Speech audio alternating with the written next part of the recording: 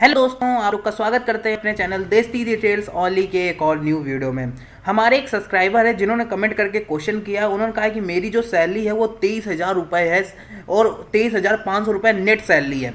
तो मुझे जो लोन चाहिए वो 13 लाख का लोन चाहिए, 15 सालों के लिए होम लोन चाहिए। ठीक है, वो भी किस बैंक से? कोटक महिंद्रा बैंक से। तो जो हमारे मनोज भाई हैं, जिनका नाम मनोज है, उन्होंने हमसे क्वेश्चन किया है कि मुझे 13 लाख का होम लोन चाहिए 15 सालों के लिए, वो भी कोटक महिंद्रा बैंक से। तो मेरी मंथली किस्त कितनी जाएगी, मुझे टोटल ब्याज कितना देना पड़ेगा, तो ये सारी चीज़ें उनको हमको बतानी है। तो इसके साथ साथ हम अपने भाइयों के लिए ये भी बताएंगे डॉक्यूमेंट्स क्या लगेंगे, एलिजिबिलिटी आपकी क्या होनी चाहिए, net monthly income Kotak Mahindra bank कितनी मांगता है कि इतनी होनी चाहिए तभी आप लोग को लोन मिलेगा। तो ये सारी चीज़ें इस वीडियो में आज हम लोग कवर कर रहे होंगे। तो वीडियो बहुत ही ज़्यादा इंटरेस्टिंग होने वाली है, तो वीडियो को लास्ट तक वॉच करिएगा। और वीडियो में आगे बढ़ने से पहले अगर आपने हमारे चैनल देसी डिटेल्स ओनली को सब्सक्राइब नहीं किया है तो प्लीज़ यार सब्सक्राइब कर लीजिए। यहाँ पे आपको फाइनेंस से रिलेटेड वीडियो मिलती रहती है। तो पहले समझते हैं कि अपना कोटक महिंद्रा बैंक का जो रेट ऑफ इंटरेस्ट है वो क्या चल रहा है। तो हम आ चुके हैं कोटक महिंद्रा बैंक की ऑफिशियल साइट पर। यहाँ पे आप लोग को देख सकते हैं कि फ्लोटिंग रेट ऑफ इंटरेस्ट नहीं चलता। होम लोन का जो सैलाइड रेट ऑफ इंटरेस्ट है, फ्लोटिंग का मतलब होता है जो मार्केट ऊपर नीचे होती है तो ऑटोमेटिक ये रेट ऑफ इंटरेस्ट चेंज हो जाते हैं। और यहाँ पे जो सैलाइड के लिए रेट ऑफ इंटरेस्ट चल रहा है वो चल रहा है 7.99% से लेकर के 8.50% तक का। ठीक है, अब होम लोन जो सेल्फ एम्प्लॉयड के लिए चल रहा है वो चल रहा है 8.50% से लेकर के 8.60% तक का। तो जो भाई का कमेंट आया वो सैलाइड इंडिविजुअल है, तो उसके हिसाब से हम लोग समझते हैं कि उनकी जो उन्होंने मंथली इनकम जो बताई है उसके अकॉर्डिंग उनको कितना लोन प्रोवाइड होगा। ठीक है, हम इसी में यूज करते हैं कोटक महिंद्रा का होम लोन एलिजिबिलिटी कैलकुलेटर। ठीक है, यहाँ पे आप लोग अपना जैसे इस पे आएंगे, इस वाले इंटरफेस पे आएंगे, तो जैसे आप लोग कोटक महिंद्रा बैंक की साइट को सर्च करेंगे और यहाँ पे आएंगे तो ये सारे फीचर्स आप लोग को यहीं पे मिल जाते हैं। फीचर्स, एलिजिबिलिटी, क्या क्या डॉक्यूमेंट्स लगेंगे, क्या क्या चार्जेस लगेंगे, क्या क्या इंटरेस्ट रेट लगेगा, तो सारे फीचर्स आप लोग को यहीं पे मिल जाते हैं। और इसी में आप लोग को आ जाता है होम लोन एलिजिबिलिटी कैलकुलेटर, जिसमें आप लोग अपनी मंथली इनकम डाल करके आसानी से आपको पता चल जाएगा कितना लोन मिलेगा। तो यहाँ पे पहला स्टेप होता है कि आप सैलरीड हो कि सेल्फ एम्प्लॉयड हो कि नॉन सेल्फ एम्प्लॉयड हो। ठीक है, और यहाँ पे आप लोग को डालना होता है। तो हमने यहाँ पे भाई का जो क्वेश्चन था उसके अकॉर्डिंग मनोज भाई जो हैं वो सैलरीड हैं। अब यहाँ पे हमने डाला कि आप लोग इसके अकाउंट में हैं कि नहीं है, मतलब कि यहाँ पे आप लोग का वो सेविंग अकाउंट खुला है कि नहीं खुला है वो आप लोग के। तो यहाँ पे हमने यस पे क्लिक कर दिया है, मेरा सेविंग अकाउंट इस पर खुला हुआ है। और मंथली इनकम हम लोग डाल देते हैं, जैसा भाई का कमेंट आया था 23,000 रुपये।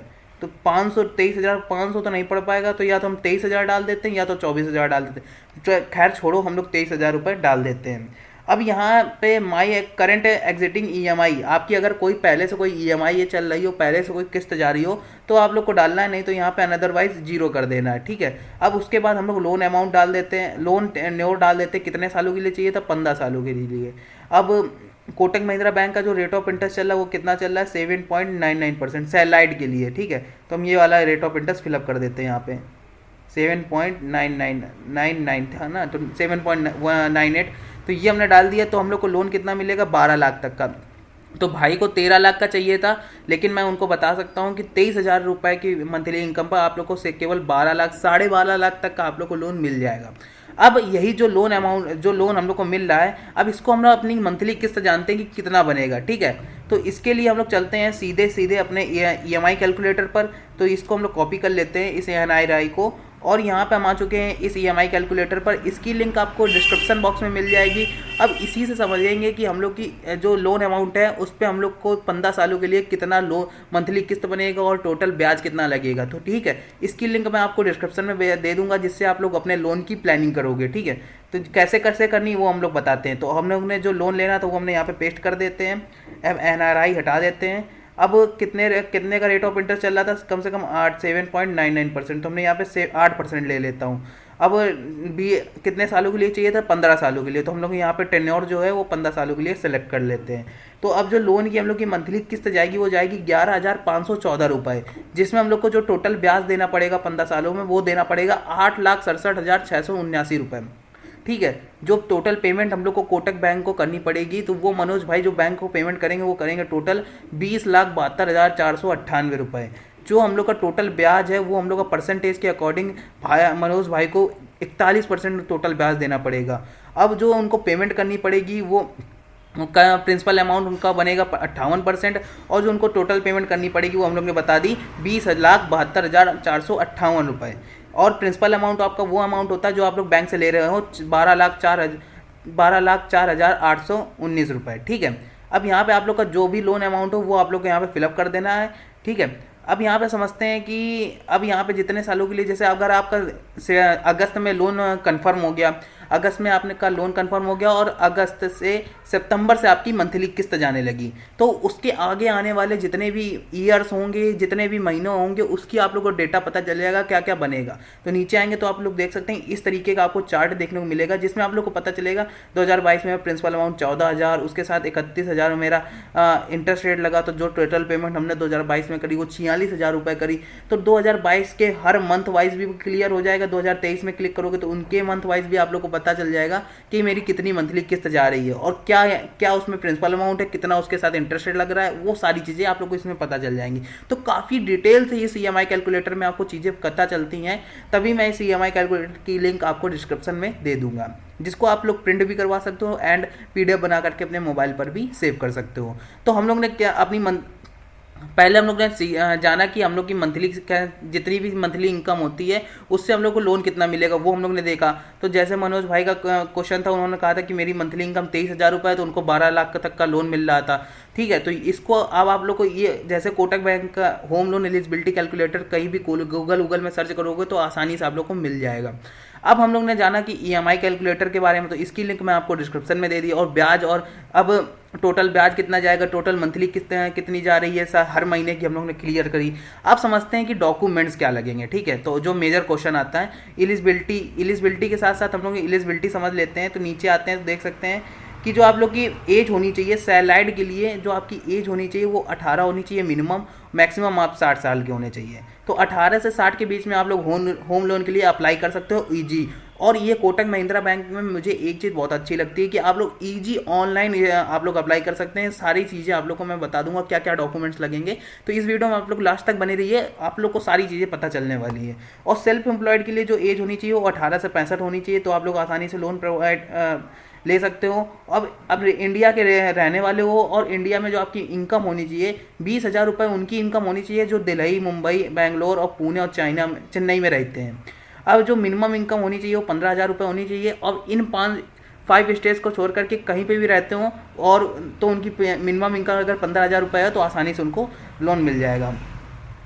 और मिनिमम क्वालिफिकेशन बहुत ज़रूरी है, तो मिनिमम क्वालिफिकेशन के लिए देख सकते हैं MNC, government, public sector company, minimum तो यहाँ पे क्वालिफिकेशन होनी चाहिए तो आप लोगों को लोन मिलेगा। तो भाई ये चेक कर लीजिएगा। तो क्वालिफिकेशन का इतना नहीं लगता, मैं जो आप लोगों को रियलिटी बताऊँ।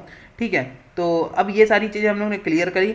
अब समझते हैं कि डॉक्यूमेंट्स क्या लगेंगे। ठीक है, तो मेजर क्वेश्चन आता है डॉक्यूमेंट्स क्या लगेंगे, तो हम लोग यहाँ पे लेते हैं डॉक्यूमेंट्स, रिक्वायरमेंट डॉक्यूमेंट्स। तो यहाँ पर हम लोग ने ये वाले सेक्शन पे आ चुके हैं। तो देख सकते हैं हम लोग ने डॉक्यूमेंट्स होम लोन, तो ये salaried, self employed, non self employed professional के लिए, और पार्टनरशिप फर्म्स के लिए, नन रेजिडेंस इंडिया के लिए, तो ये सारे के लिए ये डॉक्यूमेंट्स आप लोग को लगेंगे कोटक महिंद्रा बैंक से होम लोन लेने के लिए। तो एक एक करके बात करते हैं। देखो इसमें काफ़ी ज़्यादा लग रहे हैं। मेजर जो जनरल आप लोग को जो डॉक्यूमेंट्स देने पड़ेंगे वो पहले हम लोग बात कर लेते हैं। आपको इनकम प्रूफ देनी पड़ेगी, बैंकिंग डिटेल देनी पड़ेगी, आइडेंटिटी प्रूफ के लिए आपको देना पड़ेगा पैन कार्ड दे सकते हैं, नहीं तो ड्राइविंग लाइसेंस या तो आधार कार्ड दे सकते हैं। ठीक है, एज प्रूफ के लिए आप लोग पैन कार्ड या आधार कार्ड दे सकते हैं। सिग्नेचर प्रूफ के लिए आप लोग पैन या पासपोर्ट दे सकते हैं। एड्रेस प्रूफ के लिए आप लोग आधार या ड्राइविंग लाइसेंस दे सकते हैं। और एविडेंस एजुकेशनल क्वालिफिकेशन देनी पड़ेगी कि आप लोग कहाँ से पढ़े हुए, और रिलेशनशिप प्रूफ देना पड़ेगा। अब समझते हैं कि आप लोगों को क्या क्या इन्होंने जो फीचर्स करके रखे हुए हैं, तो ये आप लोग को प्रॉपर्टी डॉक्यूमेंट्स देने पड़ेंगे। लास्ट 3 मंथ की बैलेंस शीट और ट्रांसफर की, सेल्फ एम्प्लॉयड को है ये चीज़ कि लास्ट 3 मंथ की आप लोग को बैलेंस शीट देनी पड़ेगी प्रॉफिट एंड लॉस की। और लास्ट 3 ईयर्स की आप लोगों को इनकम टैक्स रिटर्न देना पड़ेगा, ITR देना पड़ेगा, और एजुकेशन क्वालिफिकेशन सर्टिफिकेट देना पड़ेगा। और information regarding loan available with the track record आप लोग को देना पड़ेगा। ठीक है, पावर अटर्नी देनी पड़ेगी, बिजनेस रेफरेंस देना पड़ेगा कि आप लोग जिस बिजनेस पे करते हैं, बिजनेस प्रोफाइल आप लोग को बतानी पड़ेगी कि किस तरीके की आप लोग की बिजनेस प्रोफाइल में है, कि आप लोग किस किस कैटेगरी पे काम करते आ रहे हो और कब कब कब चेंज किया है, तो ये सारी चीज़ें आप लोग को बतानी पड़ेगी। प्रूफ ऑफ बिजनेस है एग्जिटिंग आप लोग को बताना चले पड़ेगा, रिलेशनशिप दे बताना पड़ेगा, जॉब कन्फर्मेशन प्रूफ देना पड़ेगा कि आप जो जहाँ जॉब करते हो तो उसके लिए कन्फर्म, मतलब कि आप लोग की ये जॉब ये कन्फर्म है, उसके लिए आप लोग को डिटेल देना पड़ेगा, ठीक है। तो फॉर्म 60 आप लोग को फिलअप करना पड़ेगा इनकम टैक्स के साथ। अब सैलरी स्लिप की बात करी जाए तो लास्ट 3 मंथ की आप लोग को सैलरी स्लिप देनी पड़ेगी लेटेस्ट, ठीक है।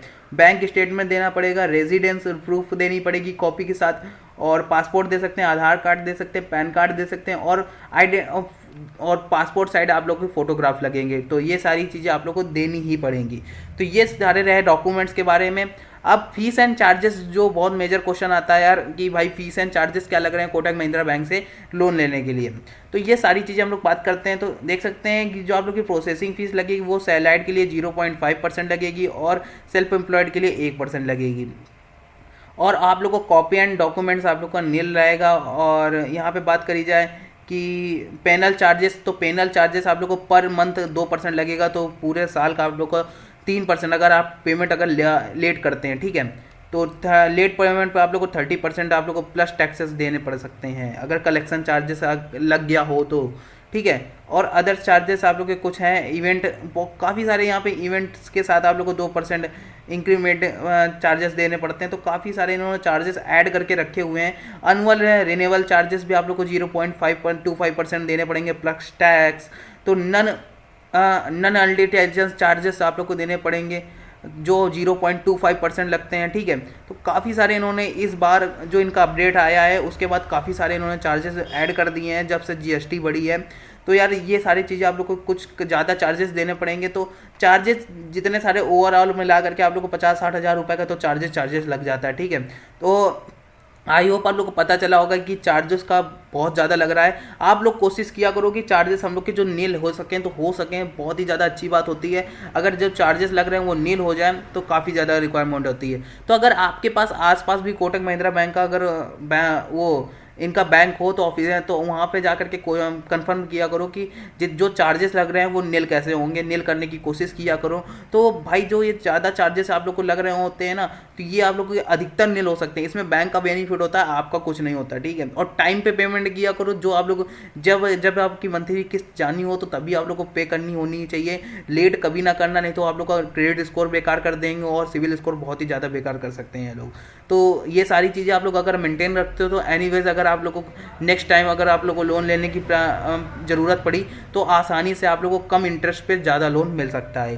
तो आई होप आप लोग को वीडियो पसंद आई होगी। वीडियो पसंद आई तो प्लीज़ यार वीडियो को लाइक करो, चैनल को जरूर से सब्सक्राइब करो और मिलते हैं एक और न्यू इंटरेस्टिंग वीडियो के साथ। तब तक के लिए goodbye, have a good day. मिलते हैं, जय हिंद।